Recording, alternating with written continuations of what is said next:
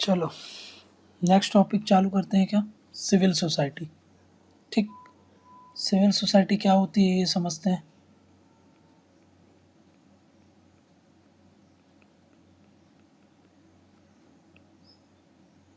ठीक, क्या होती है सिविल सोसाइटी, इसको समझने का कोशिश करते हैं। ठीक है, अब देखो, अगर मैं बात करूं वर्ल्ड बैंक की डेफिनेशन के अकॉर्डिंग, है ना, अकॉर्डिंग टू वर्ल्ड बैंक क्या होती है सिविल सोसाइटी, तो ये बोलते हैं कि सिविल सोसाइटी कुछ नहीं है, सिविल सोसाइटी एक वाइड रेंज ऑफ एरे है ना भाई, बहुत सारी चीज़ सिविल सोसाइटी में इंक्लूड होती है ना। सिविल सोसाइटी एक, ये समझ लो आप एक स्पेक्ट्रम है ना, ये बड़ा सा एरे है ना। आवाज़ नहीं आ रही, हेलो, सबके साथ प्रॉब्लम हो रही।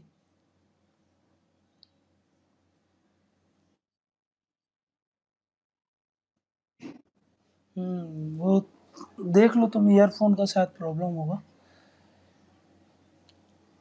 ठीक है, देखो मैं क्या बोल रहा हूँ, वर्ल्ड बैंक क्या बोलता है, वर्ल्ड बैंक बोलता है कि भाई जो सिविल सोसाइटी होती है वो वाइड एरे है, काहे का, यहाँ पर बहुत सारी ऑर्गेनाइजेशन आ जाती हैं, यहाँ पर बहुत सारे कम्युनिटी ग्रुप्स आ जाते हैं, है ना, कम्युनिटी ग्रुप्स आ जाते हैं, बहुत सारे लेबर यूनियंस भी इसके अंदर आ जाएंगे, लेबर यूनियंस आ जाते हैं, है ना, ये इंडिजिनस ग्रुप आ जाते हैं, इंडिजिनस ग्रुप आ जाएंगे इसके अंदर चैरिटेबल ऑर्गेनाइजेशंस आ जाएंगी, चैरिटेबल ऑर्गेनाइजेशंस आ गई, इसके साथ साथ इसको बोलते हैं जो फेथ बेस्ड ऑर्गेनाइजेशन होती हैं वो भी आ गई इस पर, फेथ बेस्ड ऑर्गेनाइजेशन, है ना, प्रोफेशनल ऑर्गेनाइजेशन भी आ गए,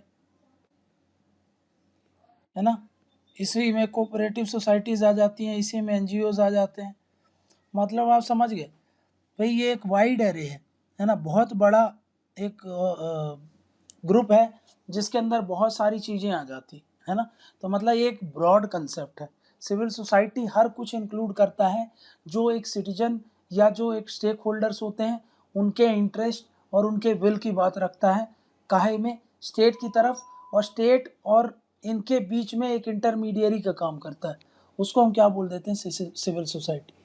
और सिंपल लैंग्वेज में समझते हैं इसको, तो सिविल सोसाइटी क्या है, सिविल सोसाइटी है, एग्रीगेट है, एग्रीगेट मतलब समझते हो, मिक्सचर है, एग्रीगेट है, ग्रुप है, काहे का, ऑफ नॉन गवर्नमेंटल ऑर्गेनाइजेशन, है ना, non governmental organisations and institution. काम क्या होगा, ये एग्रीगेट है नॉन गवर्नमेंटल ऑर्गेनाइजेशन और इंस्टीट्यूशंस का, मतलब ये यहाँ पे ये जो चीज़ें मैंने लिखा है इनका एक समूह है, इनको कलेक्टिवली हम क्या बोल देते हैं, सिविल सोसाइटी। ये जो ऊपर जितनी भी चीज़ मैंने लिखा है ना, यहाँ पर एनजीओ जरूर लिखा है, मतलब ये ब्रॉड सेंस में बात कर रहा है, और इंस्टीट्यूशंस लिखा है, मतलब ये सब कुछ इंक्लूड कर रहा है जो ऊपर लिखा है मैंने, है ना। ये एग्रीगेट है एनजीओज और इंस्टीट्यूशन का, क्या करता है, दैट मैनिफेस्ट, दैट मैनिफेस्ट, क्या, किस चीज़ का मैनिफेस्ट करता है ये, भाई जो इंटरेस्ट है, interest and will of the citizen, will of the citizen, है ना, ये हो गया, ठीक है ना। लेकिन एक बात बताओ, मैंने क्या बताया, ये किसके इंटरेस्ट के लिए काम करता है, लोगों के इंटरेस्ट और लोगों के विल के अकॉर्डिंग काम करता है ना। लेकिन यहाँ पे समझो कि भाई ये with in the government framework काम करेगा क्या, कि आउटसाइड द गवर्नमेंट फ्रेमवर्क, वही आउटसाइड द गवर्नमेंट, अपन ने एनजीओ में पढ़ा था ना, outside the government framework, but within the law काम करेगा कि आउटसाइड द लॉ, बताओ यहाँ पे, आउटसाइड द गवर्नमेंट फ्रेमवर्क तो बता दिया हमने, अब क्या आउटसाइड द फ्रेमवर्क होगा लॉ के कि inside the framework of law, with in the framework of law, है ना, नियम कानून के अनुसार ही सब कुछ होगा, इंडिया में कोई भी चीज़ होगी रूल ऑफ लॉ के अकॉर्डिंग होगी, समझ में आ गया? तो इसमें संदेह नहीं होना चाहिए आप, with in the framework of law, समझ में आ गया? क्लियर है ये बात? मैं बोल रहा हूँ कि भाई ये क्या करता है, मैनिफेस्टेशन क्या है कि भाई किस लिए काम करता है ये, interest and will of the citizen, है ना, सिटीजन के इंटरेस्ट और विल के अकॉर्डिंग ही काम करता है सिविल सोसाइटीज़। लेकिन अब ये बताओ, सिविल सोसाइटी काम करती है तो सरकार के साथ काम करती है कि सरकार के फ्रेमवर्क के बाहर रह कर के काम करती है? सरकार के फ्रेमवर्क के बाहर रह कर के काम करती है। ये चीज़ हमने एनजीओज में भी देखा था, तभी तो इनको नॉन गवर्नमेंटल बोलते थे, है ना। और लेकिन ये बताओ, ये विद इन द लॉ मतलब कानून के हिसाब से काम करेंगे कि कानून के अगेंस्ट जाकर के काम करेंगे?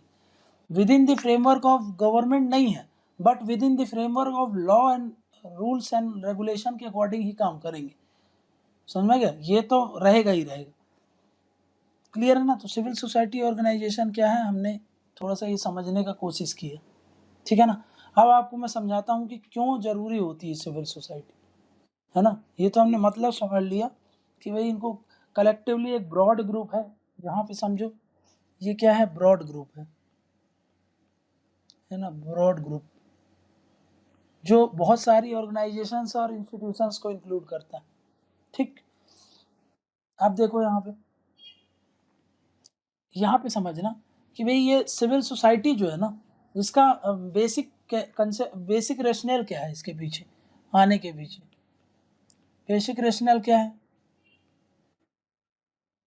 बिहाइंड सिविल सोसाइटी ऑर्गेनाइजेशंस, ठीक है। म्यूट कर लीजिए अपना, ठीक। अब देखो बेसिक रेशनल क्या है, देखो एक तरफ है स्टेट, ठीक, और दूसरी तरफ है सिटीजन्स। देखो स्टेट आज के समय में आप समझो, आज के समय में स्टेट के पास बहुत सारी आर्म्ड विथ, है ना, बहुत सारी टेक्नोलॉजी है, ठीक है ना, सर्विलांस मैकेनिज्म है,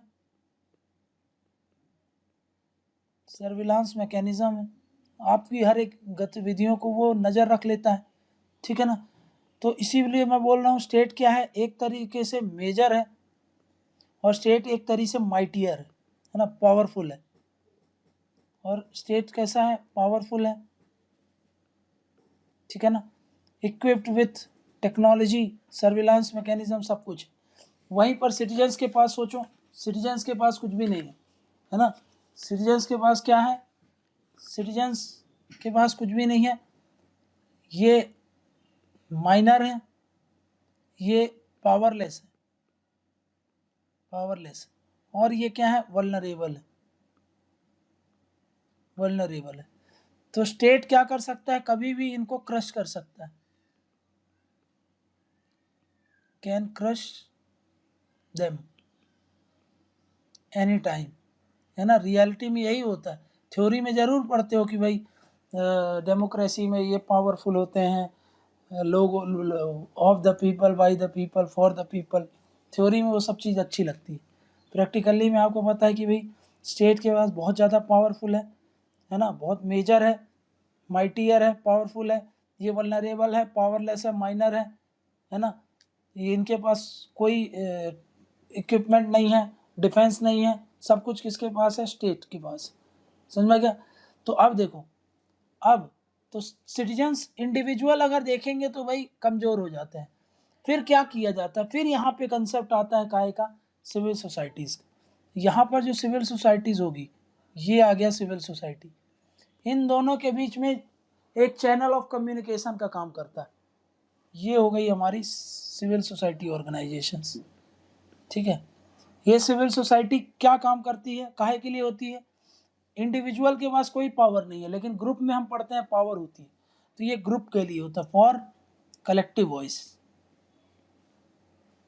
कलेक्टिव वॉइस, सबका कमान समान रूप से आवाज़ उठाने के लिए सिविल सोसाइटीज़ होती हैं, समझ में आया? ताकि क्या ना हो, ताकि स्टेट, सो दैट स्टेट क्या ना करे, सिटीजन्स को क्रश ना करे,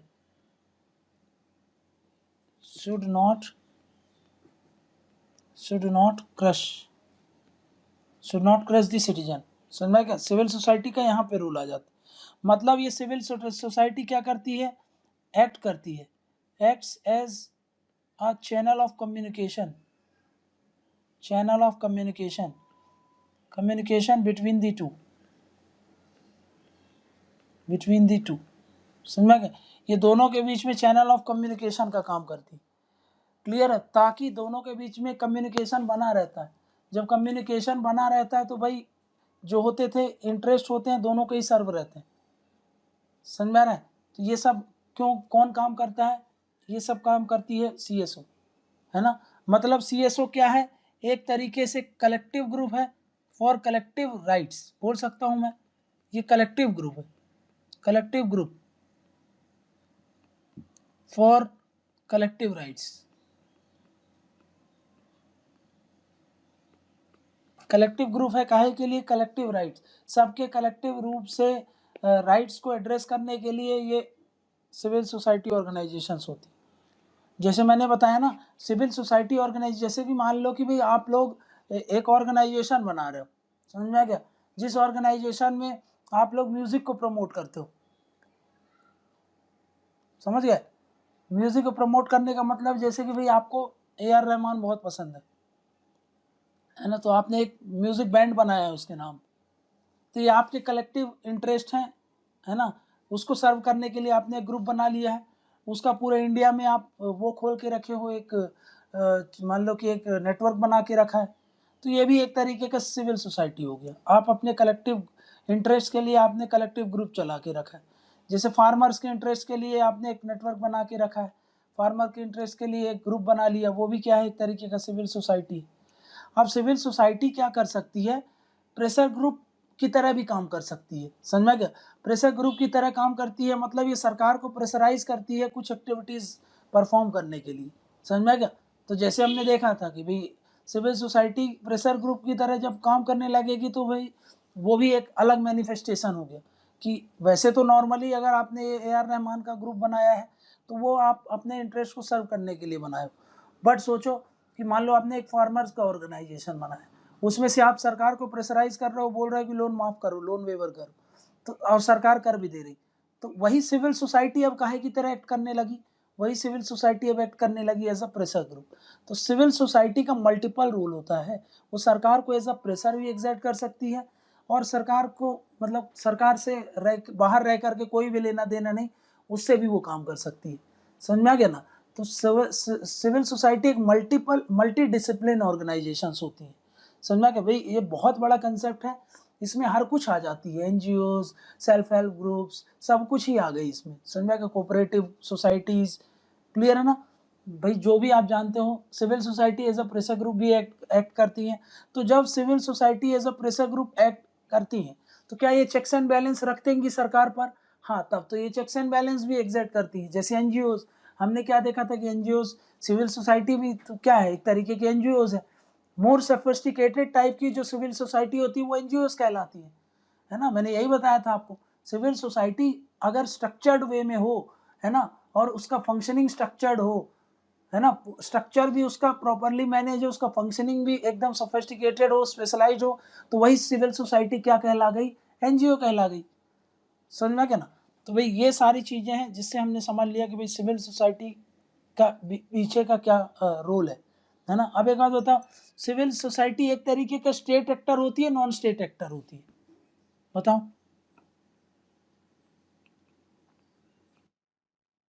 नॉन स्टेट एक्टर होगी कि नहीं होगी, हाँ, नॉन स्टेट एक्टर होगी, ठीक है ना।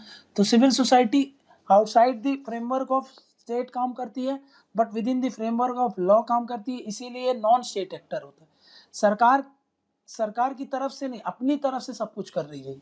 समझ में आएगा, कलेक्टिव ग्रुप होते हैं कलेक्टिव राइट्स के लिए। समझ में आएगा, ये बात थोड़ा सा याद रखना। इनको इनको क्यों क्या बोला जाता है, इनको इनको बोलता है थर्ड सेक्टर। समझ में आएगा, इनको थर्ड सेक्टर बोला जाता है, ये भी थोड़ा सा याद रखो। इनको इनको क्या बोला जाता है, जो सिविल सोसाइटीज़ होती हैं इनको बोला जाता है are called as third sector. Third sector क्यों बोला जाता है, अब समझना इधर। थर्ड सेक्टर मतलब बाकी दो सेक्टर कौन कौन से होते हैं, देखो बाकी दो सेक्टर जो होते हैं ना, वो होते हैं आपके मार्केट, ठीक। सबसे ऊपर लिखता हूं मैं स्टेट,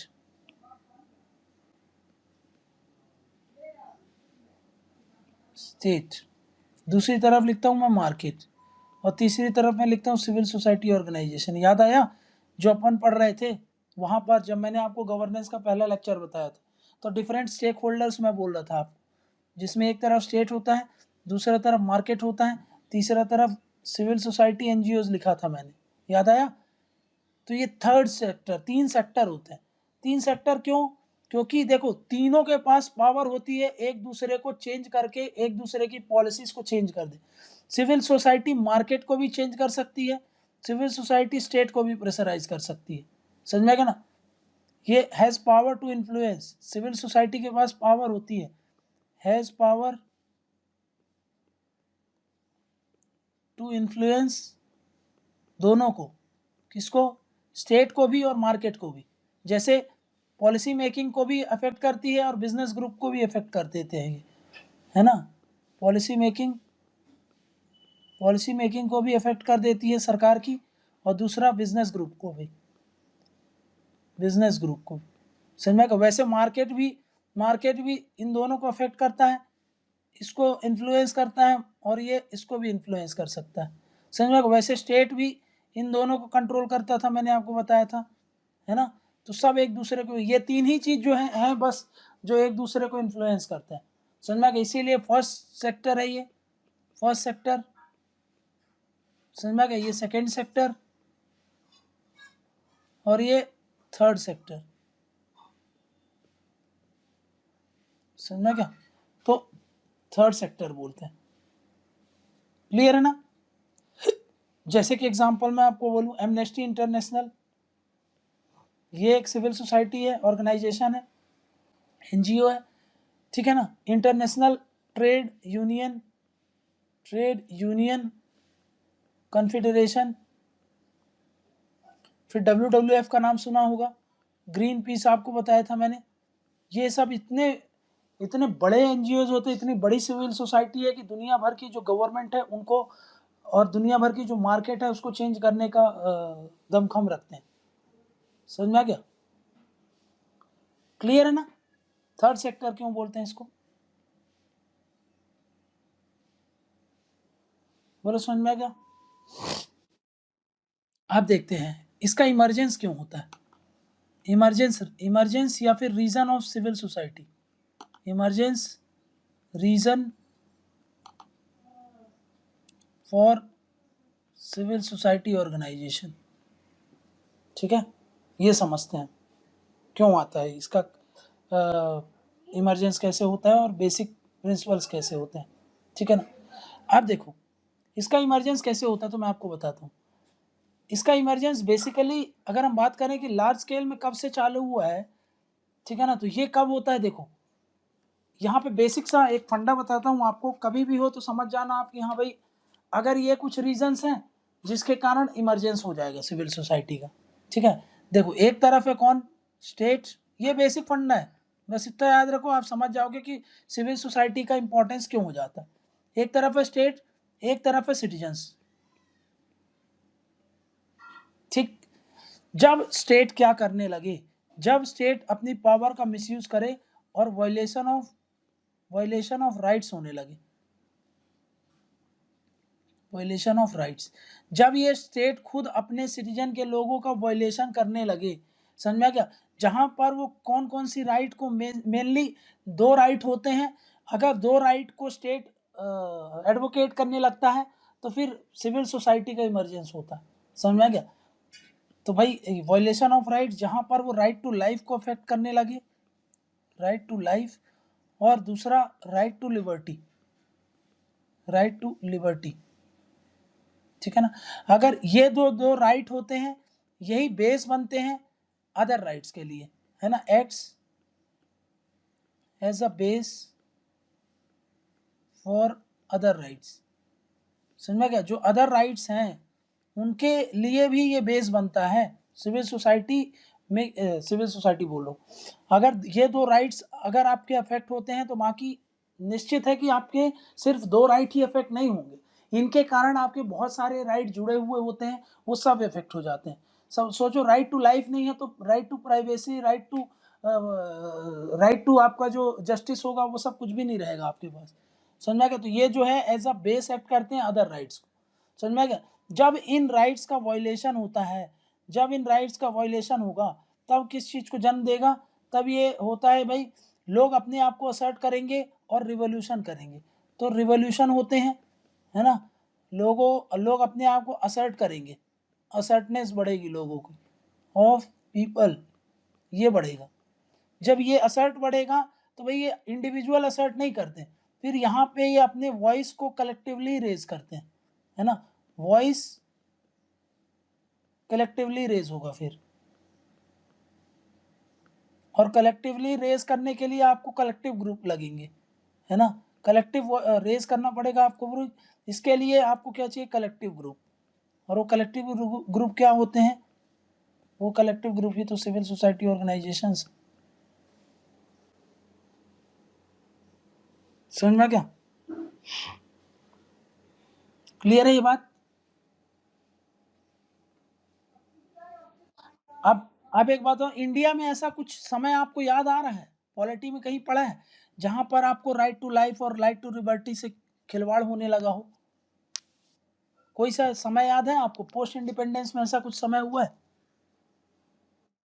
बस, तो समझ गए हो कि इंडिया में लार्ज स्केल में सीएसओ कब आया होगा। तो इंडिया में यही चीज हो रही थी। इंडिया के कंटेक्स्ट में अगर बात करें, इंडिया के कंटेक्स्ट में, तो सीएसओ का इमरजेंस सबसे ज़्यादा कब हुआ है? तो वैसे तो बैकड्रॉप आपको गांधी जी के समय से ही मिल जाएगा, बट फिर भी इसका जो लार्ज स्केल में ट्रू सीएसओ का इमरजेंस की बात करते हैं हम, वो कब हो गया होगा? तो समझ गए होगे, post emergency, post and during emergency के समय ये चालू हो गया, है ना, इमरजेंसी फेस। तो यहाँ पे आप लिख लो इमरजेंसी फेस में, इमरजेंसी फेस से ये सारी चीज़ें चालू हुई है इंडिया में। समझ में आ गया? क्लियर है ये बात? वैसे वर्ल्ड लेवल पर अगर हम बात करें, वर्ल्ड लेवल पर, तो वर्ल्ड लेवल पर ये सब मूवमेंट्स कब से चालू होने वाले थे? तो भाई वर्ल्ड में अगर हम बात करें, इंडिया में थोड़ा पहले हो गया था। वर्ल्ड की बात करें अगर हम वर्ल्ड लेवल पर, वर्ल्ड लेवल पर, तो ये 1980s के समय में बहुत ज़्यादा इमर्ज हुआ। 1980s में सीएसओ का इमरजेंस लार्ज स्केल में हुआ। क्यों हुआ आप समझो। जो ये आपका ईस्टर्न यूरोप है ना, ईस्टर्न यूरोप, ईस्टर्न यूरोप जो कि कभी रसिया का पार्ट रहते थे, वहां पर क्या हुआ? प्लस इसके अलावा जो लैटिन लैटिन अमेरिका है ना, यहाँ पर यही सिचुएशन देखने को मिलती थी जो अभी हमने देखा। स्टेट आर्बिट्ररी हो गया, स्टेट मिसयूज करने लगता है अपनी पावर को। तो भाई इस ईस्टर्न यूरोप में और लैटिन अमेरिका में यहाँ पर मूवमेंट चालू हो गए, मूवमेंट्स बढ़ गए। समझ में गया? काहे के कारण? क्योंकि ऑथोरिटेरियन रिजीम था, ऑथोरिटेरियन रिजीम, जिसके कारण मिसयूज हो रहा था, मिसयूज ऑफ राइट्स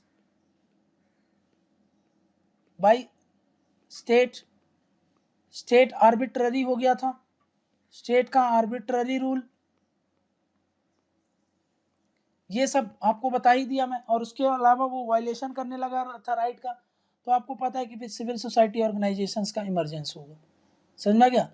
तो भाई ये थोड़ा सा याद रखना आप, ये बेसिक फंडा है, यहाँ से आपको क्लियर हो जाएगा कि हाँ ऐसे सिविल सोसाइटी ऑर्गेनाइजेशंस काम करती है। ठीक है? तो यहाँ पर जब स्टेट कैसा हो, आर्बिट्ररी होने लगे,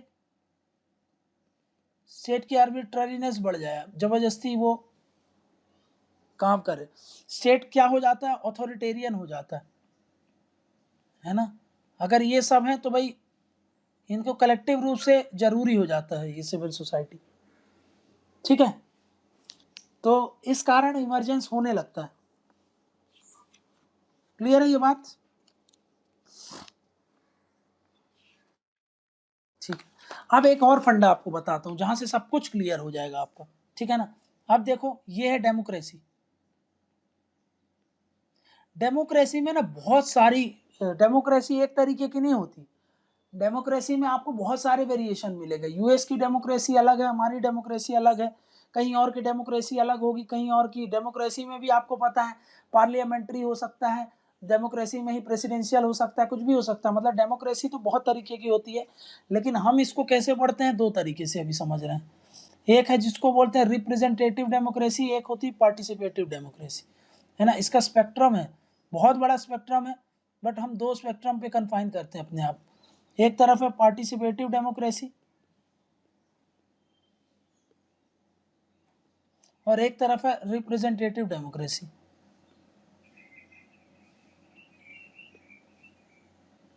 अब यहाँ पे समझो क्या बोल रहा हूँ मैं।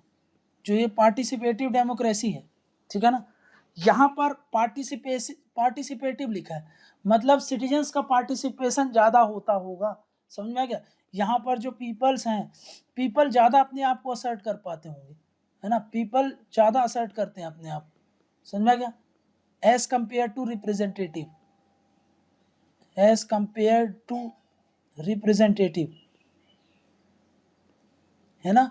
यहाँ पर एलिमेंट ऑफ जो डायरेक्ट डेमोक्रेसी है होती है वो होता है ना। यहाँ पर एलिमेंट ऑफ जो डायरेक्ट डेमोक्रेसी के हमने पढ़े थे एलिमेंट्स, वो ज़्यादा होते हैं, समझ में आ गया। जैसे कि भाई यहाँ पर मैंने आपको बताया था प्लेबिसाइट होगा, ठीक है ना, प्लेबिसाइट होगा, रेफरेंडम होगा, इनिशिएटिव हो जाएगा, रिकॉल होगा, ये सारे प्रोविजन ज़्यादा होते हैं, है ना, इनके एलिमेंट ज़्यादा होते हैं, इसीलिए पीपल अपने आप को ज़्यादा असर्ट करते हैं। यहाँ पर जो गवर्नमेंट होगी, गवर्नमेंट मोर अकाउंटेबल होती है, गवर्नमेंट मोर अकाउंटेबल होगी, ठीक है ना, अपनी मनमानी नहीं करती, ठीक है। नेक्स्ट क्या बोल रहा हूं मैं, यहाँ पर एक्टिव रोल बढ़ जाता है सिविल सोसाइटी का, समझ में आ गया। यहाँ पर सिविल सोसाइटी का ज्यादा रोल होता है, एक्टिव रोल। अगर लोगों का रोल बढ़ रहा है मतलब आप समझ गए हो कि लोगों का रोल किस कंटेक्स्ट में बढ़ता है, सिविल सोसाइटी का रोल बढ़ रहा है, मतलब लोगों का रोल बढ़ रहा है, तो active role of civil society ये बढ़ जाता है, समझ में आ गया, ठीक है ना। मतलब मैं ये बोल सकता हूँ सिविल सोसाइटी, एक और इधर पे समझो, यहाँ पे समझना, सिविल सोसाइटी क्या है, सिविल सोसाइटी एक मैकेनिज्म है, इज अ मैकेनिज्म, जहां पर क्या हो रहा है, थ्रू विच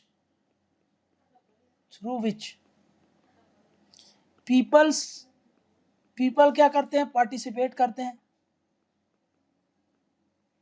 कब, रियल टाइम बेसिस पर, रियल टाइम बेसिस मतलब जब जरूरत है तब, रियल टाइम बेसिस पर, समझ में क्या, ठीक है ना, और कंटिन्यूअस करते हैं, है ना, कंटिन्यूअस एंगेजमेंट करते हैं, मतलब ऐसा नहीं होगा कि भाई ये सिविल सोसाइटी नहीं रहेगी, है ना, हमेशा बनी रहे, जब जरूरत पड़े तब तक, तब वो अपने आप राइट को, अपनी कलेक्टिव वॉइस को रख सकते हैं, समझ का। ये हो गया, यहाँ पे वापस आओ, ये वाली, यहाँ पर वॉइस ऑफ पीपल के चांस ज्यादा होते हैं,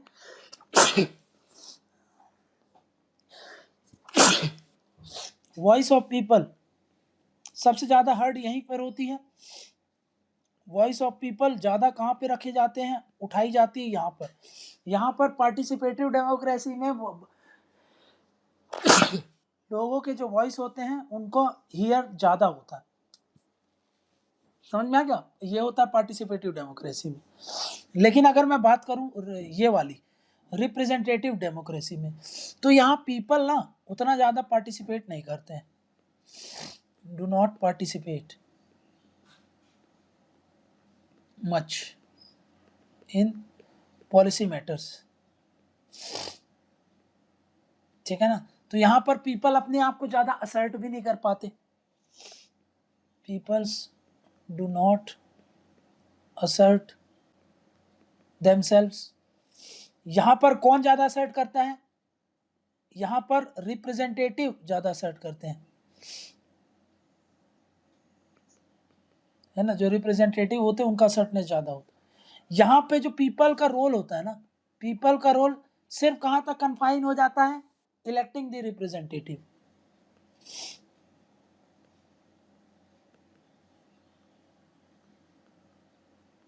इलेक्शन ऑफ रिप्रेजेंटेटिव, ठीक है ना।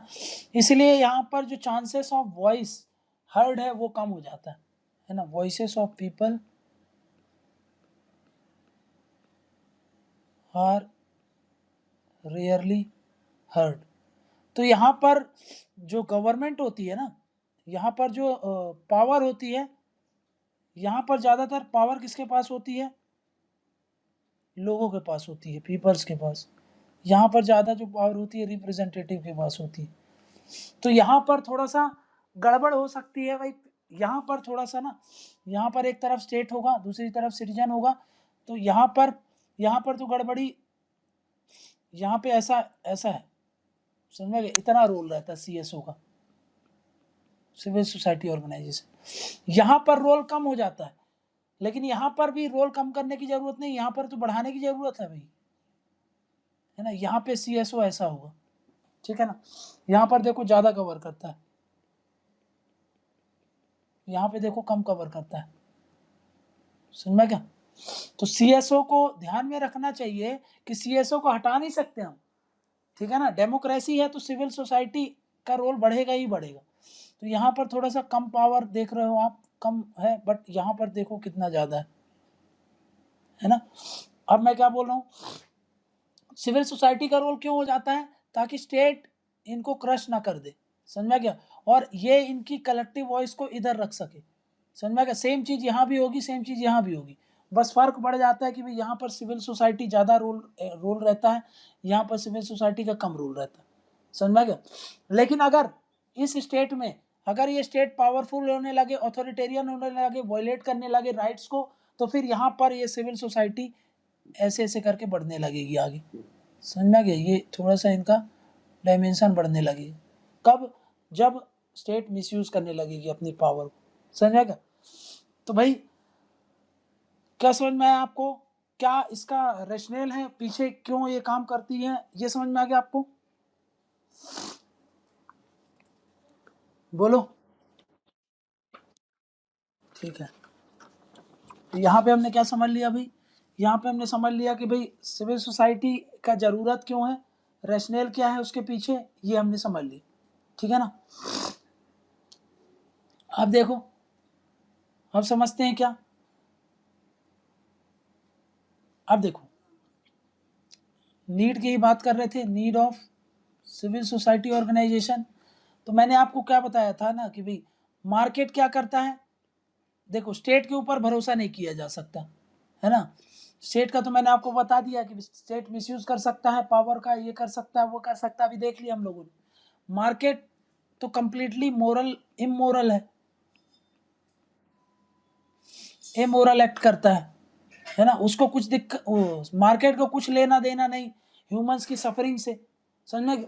इनफैक्ट ह्यूमंस की सारी लाइफस्टाइल जो होती है, सारा जो उसका एवरीथिंग जो भी है उससे रिलेटेड, वो सारा लेफ्ट हो गया है मार्केट पर, है ना। देखो क्या बोल रहा हूँ, मार्केट पूरी तरीके से इमोरल है, समझ में क्या? क्या बोल रहा हूँ मैं? एवरीथिंग इज लेफ्ट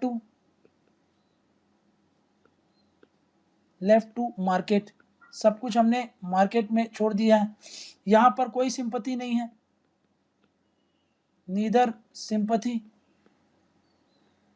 सोचो, अगर ये स्टेट वायलेट करता है, स्टेट आपको सिटीजन्स को वो करता है, क्रश करता है, ठीक है ना, या फिर वायलेट करता है सिटीजन्स को, तो सिटीजन्स को बचाने के लिए कौन था? Second sector.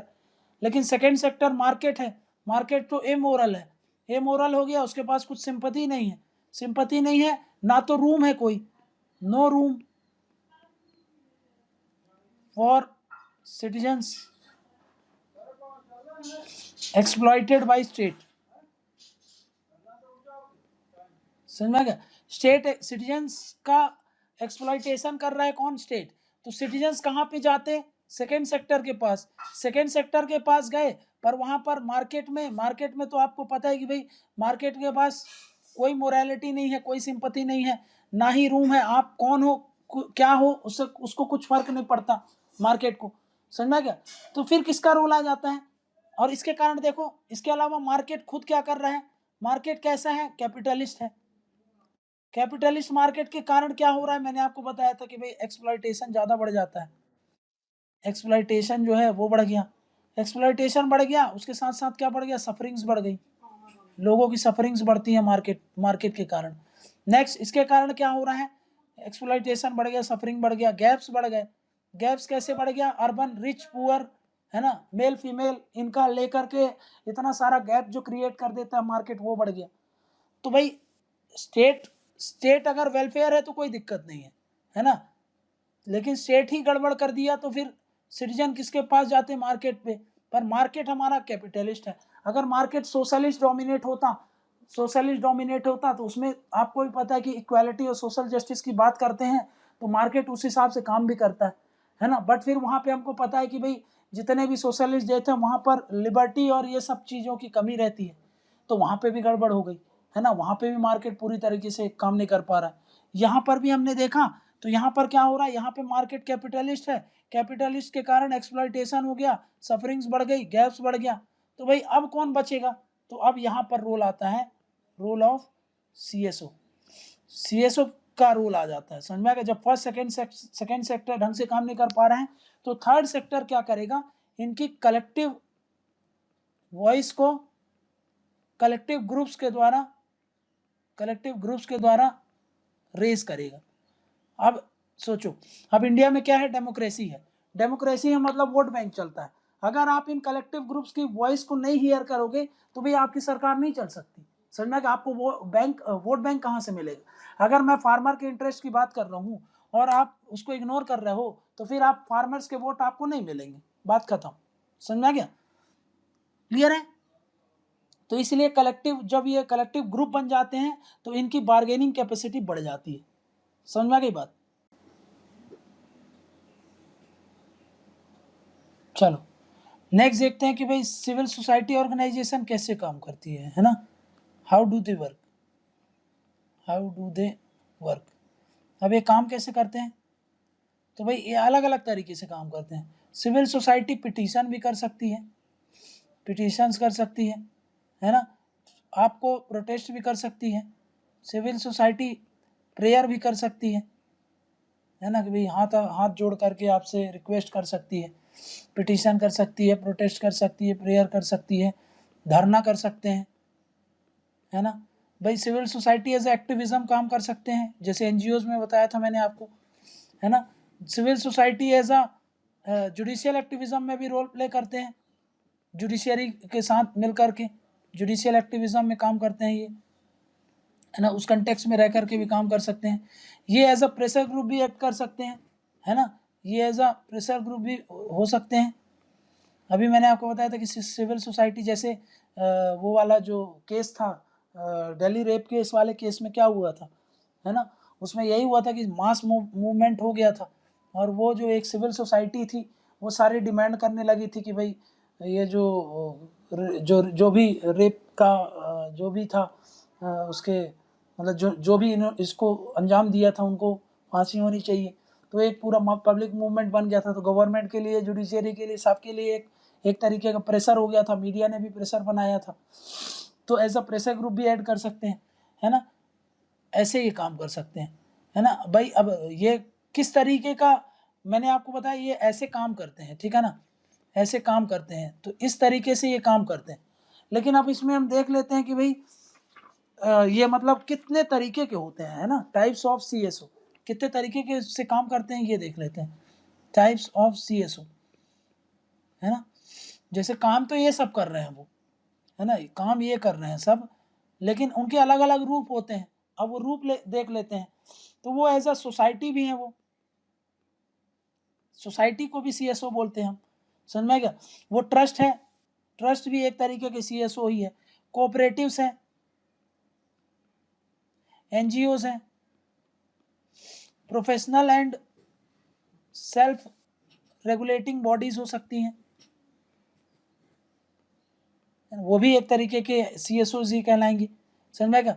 उसके अलावा मैंने बताया हर तरीके की जो non governmental and non profit organization है वो भी एक तरीके की क्या है, वो भी एक तरीके का सिविल सोसाइटी ऑर्गेनाइजेशन ही, समझ में। ये इतने तरीके के समझो अलग अलग उसके चेहरे हैं सिविल सोसाइटी के, और अलग अलग तरीके से काम कर रही है। ये जो मैंने आपको बताया अभी कैसे भी काम कर सकती हैं वो, समझ में गया। एज ए एक्टिविस्ट बन सकती हैं वो, एज अ धरना कर सकती हैं, प्रोटेस्ट कर सकती हैं, प्रेयर पिटिशन, है ना, as a pressure group act कर सकती हैं वो। ठीक, तो ये हमने समझ लिया कि भाई ये होता है, ठीक है ना। अब देखो, अब देखना है कि रोल क्या होता है CSOs का, है ना। अब समझना है हमको कि रोल क्या है, ठीक है ना। रोल समझते हैं कि भाई क्या रोल है, ठीक। तो यहाँ पे अब नेक्स्ट समझो कि क्या क्या रोल होते हैं। वो तो मेथड्स हैं, ये हमने क्या देखा, ये मेथड्स हैं, है ना, ये मेथड्स थे। ये जो भी हमने देखे ये क्या है, मेथड्स, कि किस तरीके के मेथड्स वो यूज़ करते हैं, समझना क्या। अब देखते हैं कि भाई क्या बोल रहा हूँ। अब नेक्स्ट कि भाई उनका रोल क्या होता है, रोल ऑफ CSOs,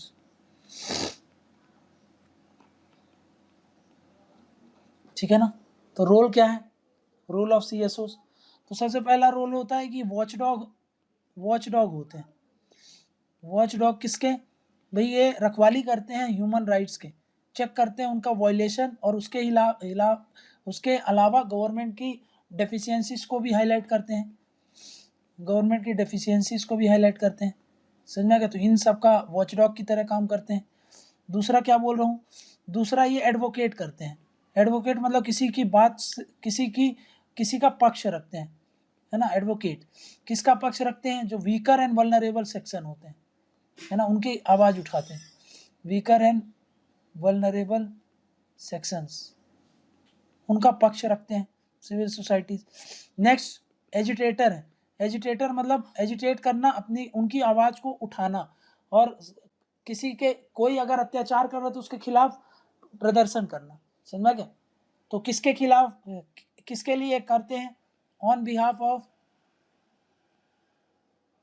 सिटीजन्स, ठीक है ना, एग्रीव्ड सिटीजन्स, एग्रीव्ड सिटीजन्स, ठीक। नेक्स्ट क्या बोल रहा हूँ मैं, चौथा, चौथा रोल क्या होगा, एजुकेटर भी काम कर लिया। अब देखो ये एजुकेटर का भी काम करते हैं।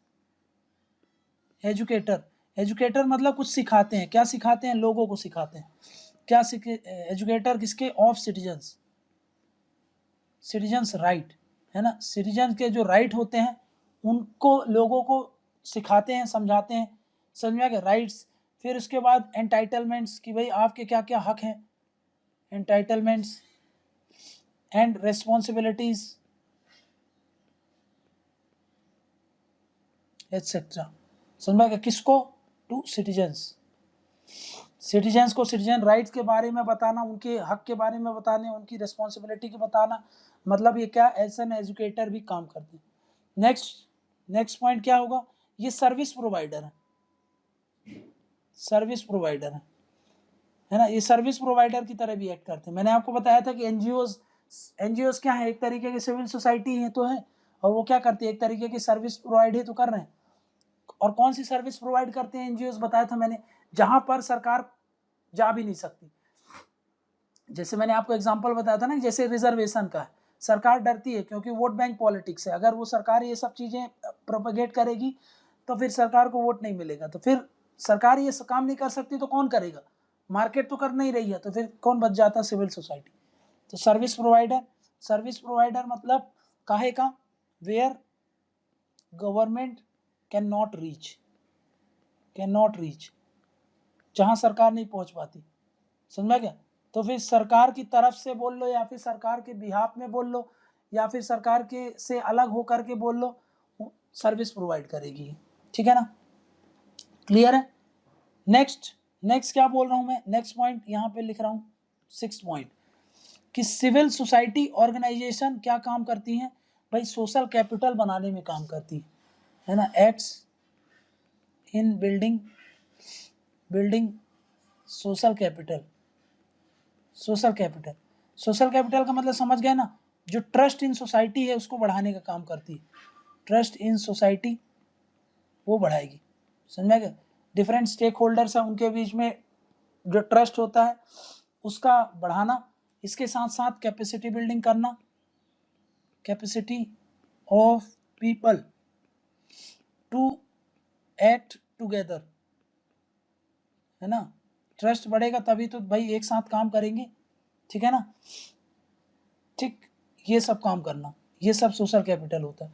सोशल कैपिटल में सोसाइटी में ट्रस्ट बढ़ाया जाता है, अलग अलग सेक्टर्स के थ्रू उनकी कैपेसिटी बनाई जाती है ताकि वो मिल करके काम कर सकें। ठीक है ना, क्लियर है ये बात? तो भाई सोशल सिविल सोसाइटी ऑर्गेनाइजेशन का ये भी सोशल कैपिटल में बढ़ाने का बहुत बड़ा रोल होता है। समझ में आ गई बात?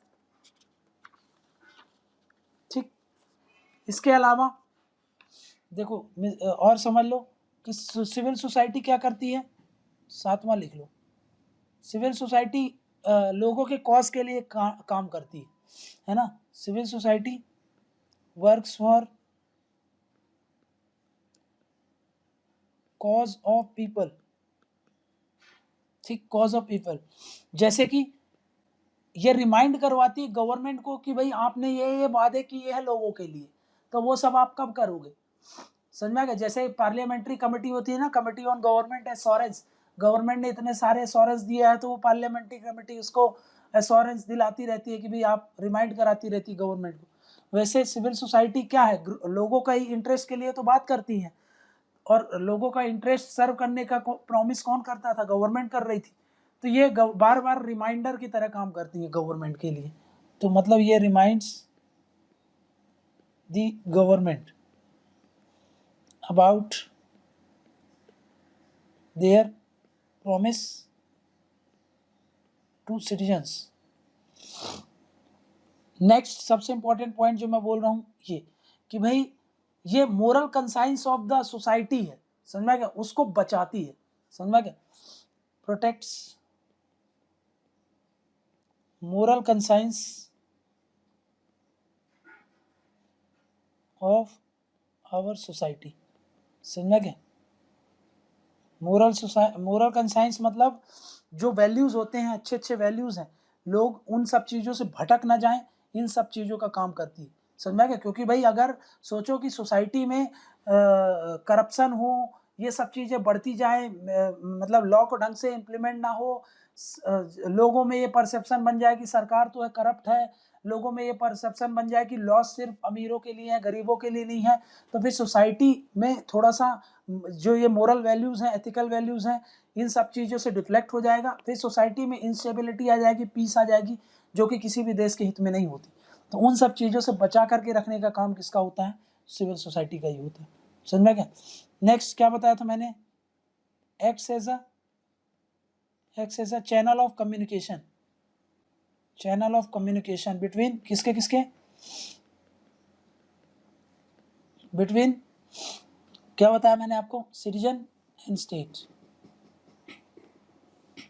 ठीक, क्लियर है? बोलो।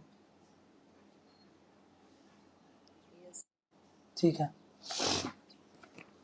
तो ये हमने देखा भाई कि क्या क्या इसका रोल होता है ना। कुछ एग्जांपल्स देखते हैं कि जहां पर सिविल सोसाइटी ने काम किया है, where civil society has worked effectively.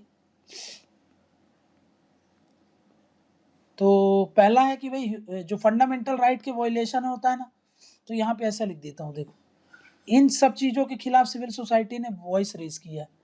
Civil society organization raised voice against. ठीक है, किसके किसके, पहला फंडामेंटल राइट वायलेशन होता है तो उसके खिलाफ उसने बहुत सारे वॉइस रेज किए हैं, है ना। नेक्स्ट क्या बोल रहा हूँ, आर्बिट्ररी मिसयूज, जैसे सरकार, मोदी गवर्नमेंट का ही देख लो, इतना सारा प्रोटेस्ट हर दिन होता है कि सरकार मिसयूज कर रही है अपनी पावर का, ऐसा बोल बोल करके, है ना। तो आर्बिट्ररी ऑफ, या फिर आर्बिट्ररीनेस ऑफ पावर कर लो, आर्बिट्ररीनेस ऑफ पावर को लेकर के। ठीक है, थर्ड में जो आर्बिट्ररी जेल में डाल देते हैं उसके के लिए भी, आर्बिट्ररी इम्प्रिजनमेंट, जो कस्टोडियल डेथ हो जाती हैं, कस्टडी में रह गई और उनकी डेथ हो गई, जुडिशियल किलिंग, जुडिशरी की तरफ से वो उसको जो पेनल्टी थी वो नहीं आई, कस्टडी में रह करके ही भाई उसको टॉर्चर कर दिया या फिर उसको मार पीट करके उसको ख़त्म कर दिया, है ना, फेक एनकाउंटर्स वगैरह, जुडिशियल डेथ्स, फेक एनकाउंटर्स। अभी जो वो हैदराबाद वाला फेक एनकाउंटर हो गया तो सोचो गवर्नमेंट की कितना आलोचना हो रही थी, कितने सारे सिविल सोसाइटी ने वॉइस किया था, क्योंकि अगेंस्ट रूल ऑफ लॉ के अगेंस्ट हो गया था, आर्बिट्ररीनेस झलक रही थी सरकार की, इसलिए उन्होंने क्या किया था, इसके खिलाफ बहुत सारा प्रोटेस्ट हुआ था, ठीक है ना, फेक एनकाउंटर्स।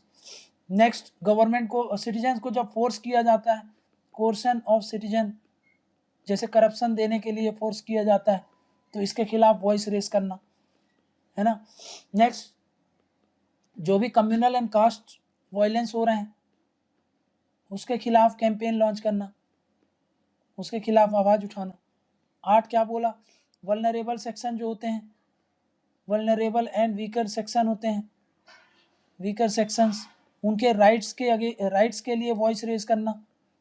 तो इन सब चीज़ों में इंडिया में काम होता रहता है, सिविल सोसाइटी इन सब सेक्टर्स पर काम करती रहती है, ये बात थोड़ा सा दिमाग में रख लेना, ठीक है, क्लियर है ये बात। नेक्स्ट देख लेते हैं क्या नेगेटिव्स क्या हैं इसके, पॉजिटिव्स अच्छे देख लिए, अब थोड़ा सा नेगेटिव समझ लो। तो भाई पहला वही मैंने आपको बताया था कि भाई जो एनजीओज में बहुत सारा हमने पढ़ लिया है, वही पॉइंट यहाँ पर दोहरा दिए जाएंगे, क्या कि भाई पॉलिटिकल इंटरेस्ट में काम करते हैं बहुत सारे civil societies, working for political interest, है ना, काम काहे के लिए करना चाहिए उनको, पब्लिक इंटरेस्ट पर काम किसके लिए करते हैं, पॉलिटिकल इंटरेस्ट पर। तो ये कुछ गड़बड़ी हो जाती है जो इनकी आलोचना होती है जिसके कारण, ठीक है। नेक्स्ट क्या बोल रहा हूँ मैं, क्या होता है फॉरेन फंडिंग वाला एंगल जो बताया था मैंने आपको, फॉरेन फंडिंग आती है काहे के लिए, ताकि डेवलपमेंट एक्टिविटीज को रोक लगा दे वहां पर, एंड डेवलपमेंट एक्टिविटीज वाला जो इशू अपन ने डिस्कस किया था, याद आया कि भाई बाहर से पैसा आता है डेवलपमेंट प्रोजेक्ट्स को रोकने के लिए, ठीक है। नेक्स्ट क्या बोल रहा हूं मैं कि प्रोपेगेंडा के लिए काम करते हैं ये, वर्किंग फॉर प्रोपेगेंडा, है ना, किसी प्रोपेगेंडा को सर्व करने के लिए सिविल सोसाइटी को यूज करते हैं। पॉलिटिकल गेम वाला जो आपको बताया था मैंने, पॉलिटिकल गेम जैसे कि मैंने बोला था ना कि अलग अलग कंट्री सिविल सोसाइटीज को यूज करते हैं दूसरी कंट्री के अगेंस्ट के लिए, है ना, उनके इंटरेस्ट सर्व ना हो इसलिए चाइना यूज करेगा भाई इंडिया की सिविल सोसाइटी को इंडिया के अगेंस्ट, है ना, ताकि इंडिया के इंटरेस्ट सर्व ना हो। तो ये सब क्या होते हैं, पॉलिटिकल गेम होते हैं। नेक्स्ट क्या बोल रहा हूँ मैं भाई, जो वर्किंग है ना, ये काहे के लिए काम करते हैं, मैंने आपको बताया था कि भाई ये बहुत सारे केस में ये लोग काहे के लिए काम करते हैं, working for corporate groups, working for political parties, उनके इशारों पर काम करते हैं, जो कि गलत बात है। नेक्स्ट क्या बोला मैंने आपको, ये प्रमोट करते हैं, ये भी देखा गया कि प्रमोट करते हैं माओइज्म इंसर्जेंसी नॉर्थ ईस्ट में जो होती है, ठीक है ना, ठीक, इसको भी प्रमोट करते हैं ये सिविल सोसाइटीज। प्लस इसके अलावा जो वायलेंट प्रोटेस्ट होते हैं, वायलेंट प्रोटेस्ट उसको भी प्रमोट करते हैं ताकि पीस एंड स्टेबिलिटी इफेक्ट हो।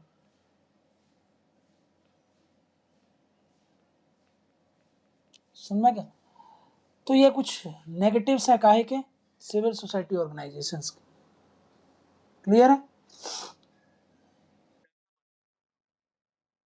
प्रोपेगेंडा मतलब समझ गया ना, अलग अलग मोटिव, अलग अलग ये गोल्स बनाते हैं जो कि स्टेट के इंटरेस्ट के अगेंस्ट होता है, फिर उसको सर्व करते हैं।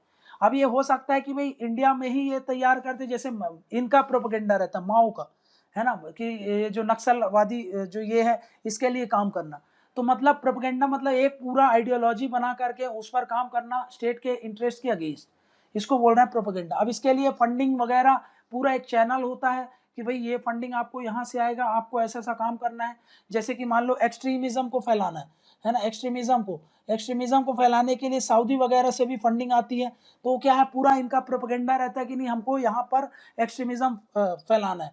जैसे कि हम वो भी क्लेम किया जाता है, जैसे कि आप देखो कि भाई एक समय नहीं चला था लव जिहाद वाला इशू जो चल रहा था कि भाई वो करा जाता था। फिर एक समय जो ये क्या बोलते थे, घर वापसी वाला प्रोपेगेंडा था कि भाई हाँ घर वापसी वगैरह करवानी है, तो भाई जो मुस्लिम्स कन्वर्ट हो गए थे उनको वापस हिंदुइज्म में लाना है।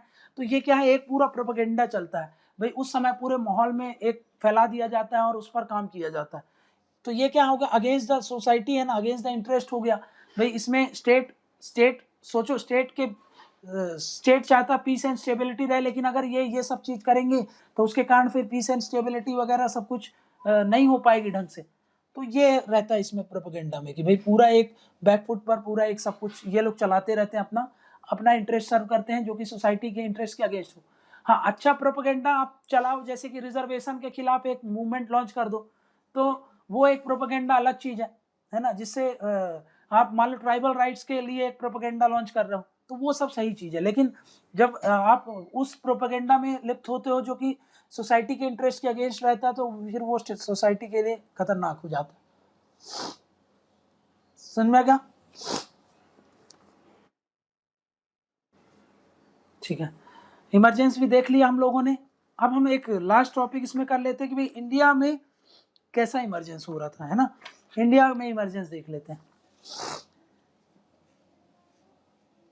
Civil society organizations in India.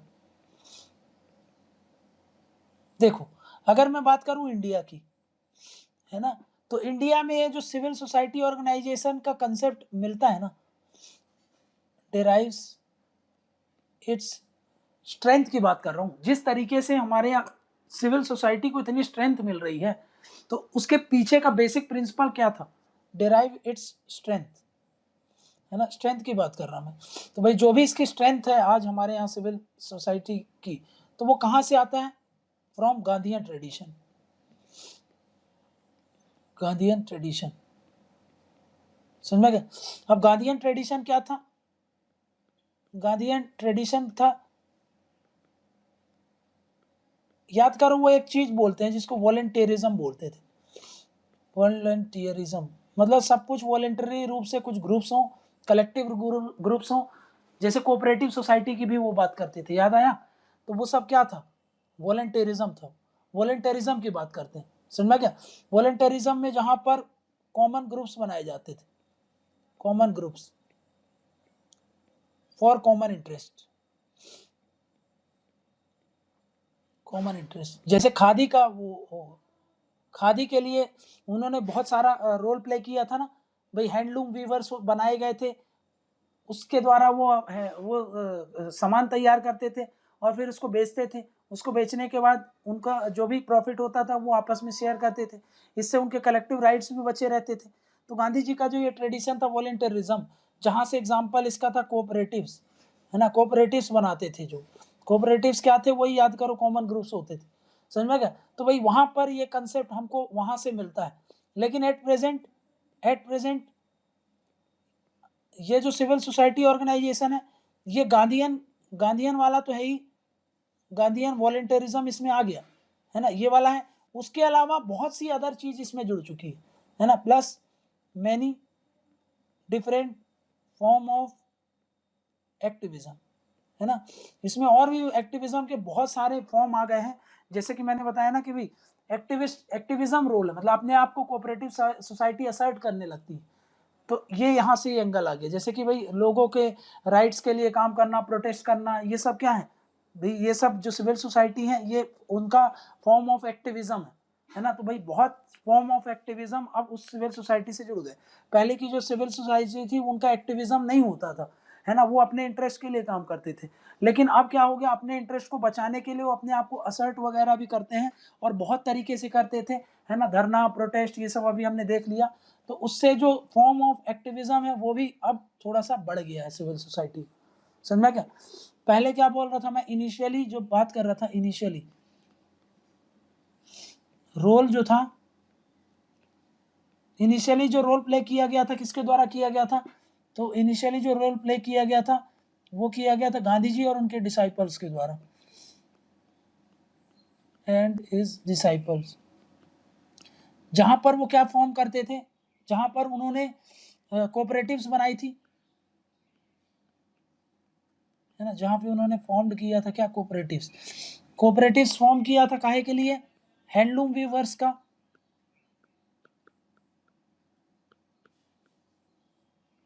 ठीक है ना। इससे क्या करते थे वो, इससे वो अपने प्रोडक्ट्स को सेल करते थे मार्केट में, sell their products in market directly, समझ में क्या, और बेटर प्राइस उनको मिल सकता था, एंड गेट बेटर प्राइस, इसलिए अच्छे दाम मिल सके उनको, इंटरमीडियरीज हटा सके, वो सीधा मार्केट से लिंक हो सके उनका, इसलिए कोऑपरेटिव सोसाइटीज वगैरह वो बढ़ा रहे थे, बढ़ाया, ठीक है ना। तो इसके कारण क्या हुआ, फिर धीरे धीरे कोऑपरेटिव्स का जो कोऑपरेटिव्स का आइडिया है, कोऑपरेटिव्स का आइडिया है वो रोल उसका बढ़ने लगा इंडियन सोसाइटी में, है ना। जैसे अमूल एक कोऑपरेटिव सोसाइटी है, वो भी एक तरीके का, अमूल क्या है, कोऑपरेटिव सोसाइटी, जहाँ पर सब मिल करके एक अपने रिसोर्स को पूल करते हैं, फिर उससे एक्टिविटीज परफॉर्म करते हैं, फिर उससे जो भी फायदा होता है आपस में इक्वली शेयर करते हैं, समझ में गया, जो भी जिस हिसाब से उनका कंट्रीब्यूशन है उस हिसाब से। इसका एग्जांपल आपको पता है अमूल। और लेटर आपको पता है कि कॉन्स्टिट्यूशन में भी पार्ट 9 भी जो था वो पार्ट 9 भी, है ना, कोऑपरेटिव सोसाइटी से डील करता था, उसको भी इनकॉर्पोरेट किया गया था 1990 जो 1997 कॉन्स्टिट्यूशनल अमेंडमेंट एक्ट था उसके थ्रू, समझ में गया, क्लियर है। तो ये तो पहला बैकग्राउंड था। बाद में फिर आपको पता है कि भाई इमरजेंसी वाला फेस आता है, इमरजेंसी वाला, वहां से तो आपको पूरा पता ही दिया मैंने कि भाई वो तो बेसिक रूल ही होता है कि भाई जब जब आर्बिट्ररीनेस बढ़ेगा और वो वाला जो रोल बढ़ेगा, राइट्स को इम्पीड करेगी गवर्नमेंट, तो फिर उस हिसाब से क्या होता है, सिविल सोसाइटी का रोल बढ़ने लगी।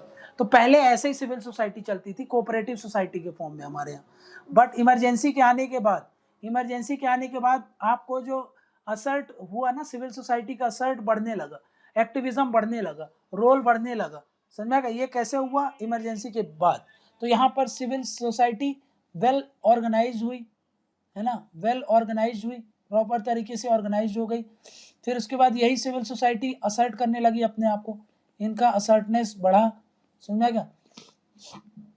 इसके बाद क्या हुआ, इसके बाद यही सिविल सोसाइटी ने काहे के लिए काम करा, सिविल सोसाइटी का रोल जो था, रोल बढ़ने लगा काहे में, फॉर गुड गवर्नेंस,